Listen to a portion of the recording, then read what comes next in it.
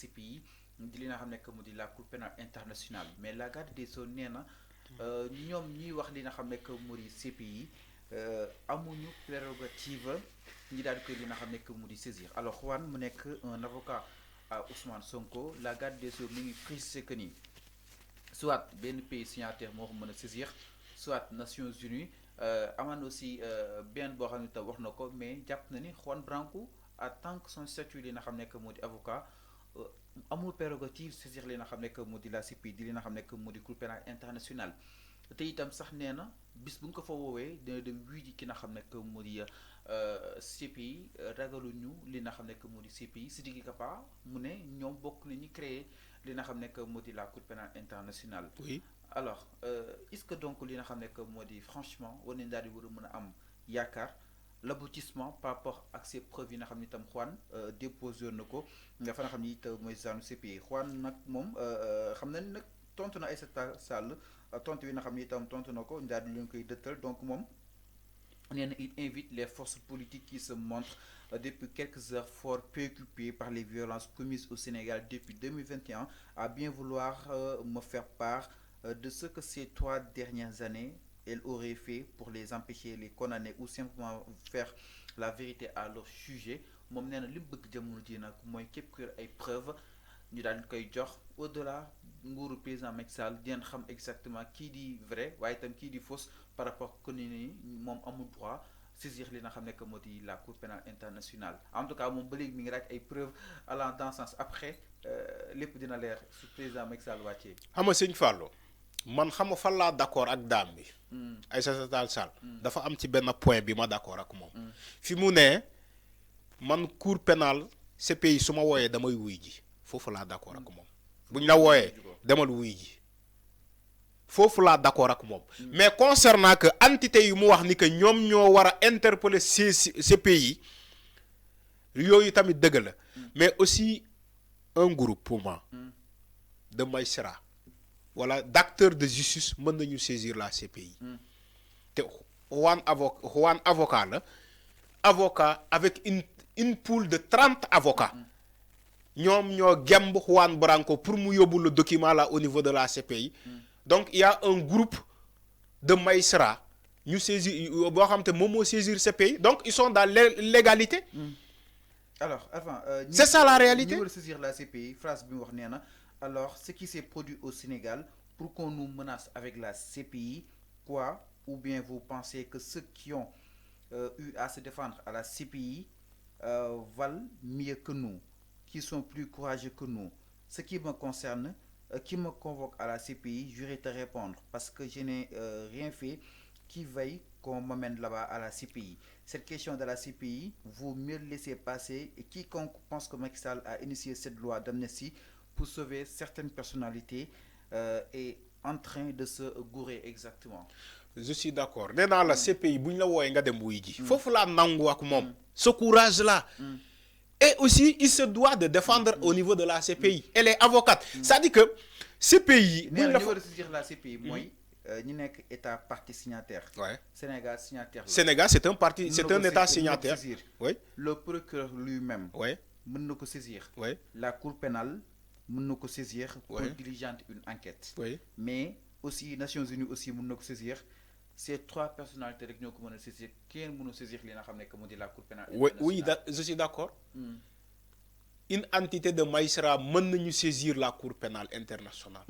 te moom procureur bu muy wax nii lan moo ko garanti ni que Abdou Karim Diop va continuer d'être là si un régime vient avec le système là qui est là le président de la République et le chef suprême de la magistrature lan moo la woon Bassirou Diomaye Faye wala Bougane bu faluwee dina maintenir Abdou Karim Diop comme procureur lan moo ko assuré moom. keneen su fi ñëwaatee mën na leen topp.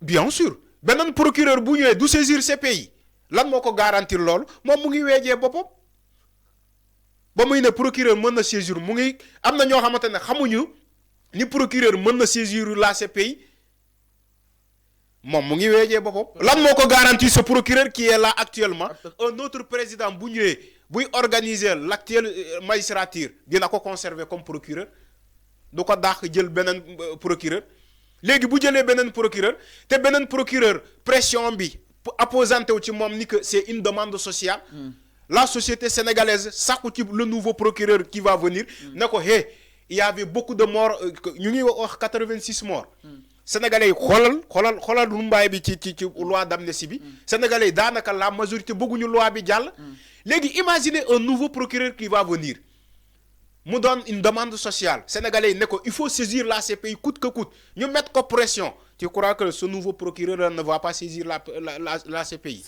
Ça sera une demande sociale. Si la loi d'amnistie, bu xañee les familles des victimes là une lumière sur leurs enfants, beneen procureur bu ñëw wala beneen président bu bees bu ñëwee, loolu yëpp dinañ ko décalaat. Sëñ Fallou bu la dara métti. On est au Sénégal. Tant que éradiquer wuñu ce système qui est là, un autre président va venir, il va abroger cette loi là. Un autre procureur de la République va venir, dañ koy mettre la pression. La société va lui mettre la pression pour mu saisir la Cour suprême.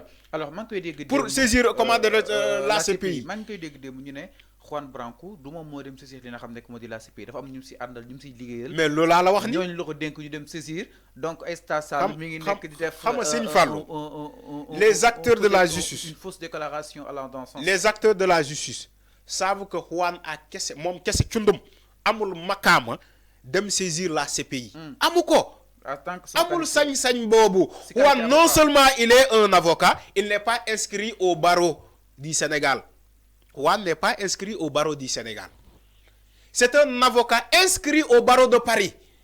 Non seulement il est un avocat inscrit au barreau de Paris, mais waxuma Juan Branco bañ sañ-sañ la am jël un dossier à bras de corps d'un pays qui s'appelle le Sénégal pour yóbbu ko au niveau de la CPI. sans am ñu nekk ci ginnaawam loolu xel xalaatu ko.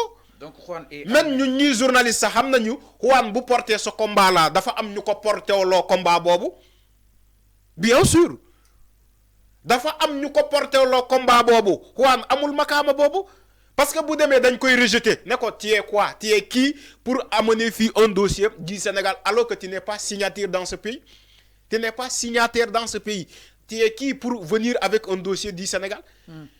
Mais boo gisee le dossier là Juan Branco porté ko parce que dafa am benn entité bu ko ngemb.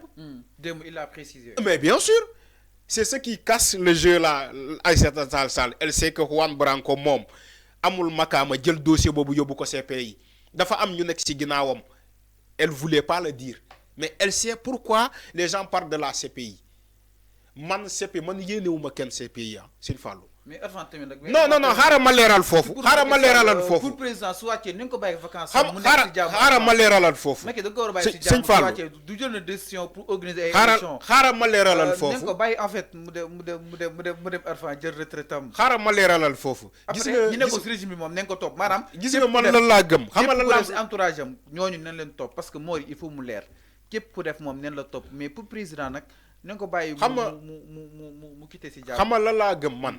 Sëñ Fallou man jullit laa doomu aadama laa man sama morom doomu aadama même bu ñu amee divergence ma ak yow parce que c'est normal ah nekkul man li ma wax yow loolu ngay nangu. forcé dans la vie quand on vit dans cette vie il faut s'attendre à ces choses pareilles.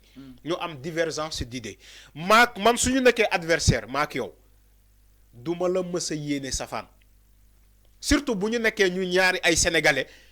ñu nekk ci dans la scène politique ñun ñëpp dañuy xëcc pour Sénégal baax dañuy dem ci nasaraan yi ñun ñëpp dañuy xëccandoo pour suñu Sénégal baax loolu mooy la politique mais ñun au Sénégal politique c'est de l'animosité ñun politique est égal à yàq est égal à toroxal ñun loolu mooy suñu politique au Sénégal surtout su ma la ëppee doole dama lay jaay ni man maa la ëpp doole foofu te dama la koy won sur la scène politique.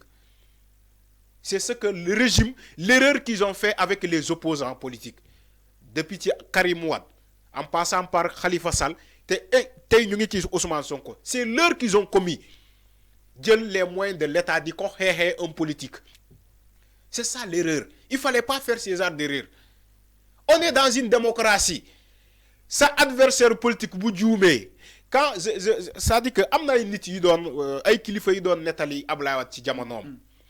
Les élections de 2012 ñu ne dañoo jàppoon un opposant dans la corniche avec une femme un opposant lañ jàppoon en 2012 ci les élections bien avant les moments de campagne non déglu ma rek c'était en 2012 non c'est Yérim Seck il a déplacé le débat ñoom xam nañu que il s'agit de 2011 2012 Cheikh Yérim Seck li muy tuumaal ñu ne bu ñu jàppee woon keroog bu ñu jàppee woon opposant boobu ci la corniche ñu interpellé le ministre de l'Intérieur à l'époque c'était Ousmane Ngom ils ont interpellé Ousmane Ngom pour ne ko il y a un candidat bu ñu jàpp fii ci la corniche muy nekk di deful naka sudul noonu c'était des questions de mœurs bu ñu jotee Ousmane Ngom égalé bataaxal bi Ablaye Wade parce que c'était son ministre de l'Intérieur de l'époque mu égali message bi à Ablaye Wade Ablaye Wade lan la ko wax Ablaye ne ko man